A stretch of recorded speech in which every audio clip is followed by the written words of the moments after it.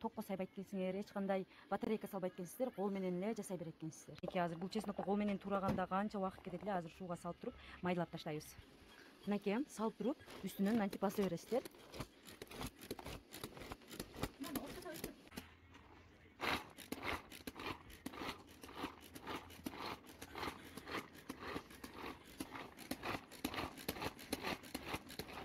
Чеснокту ушундай кылып сонун кылып 6 секундда майдалап койдум.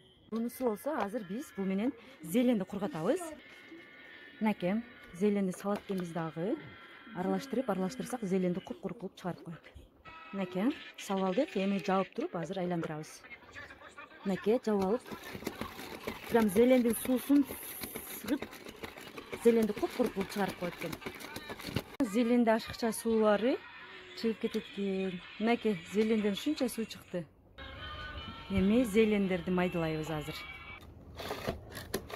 Мынакей зеленди дагы ушинтип майдалабыз. Мынакей сонун кылып майдалап коет экен.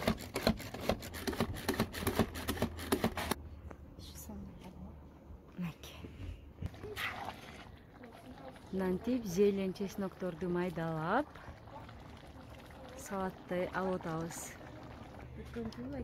Мынакей коробкасында мындай болуп келет экен. Бул тиши нержавеющий стали. Но болбосо жумуртка менен унду аралаштыра турган, тестани аралаштыра турган. Мына книжкасы, китеби. И бул сушка кыла турганы зелендерди.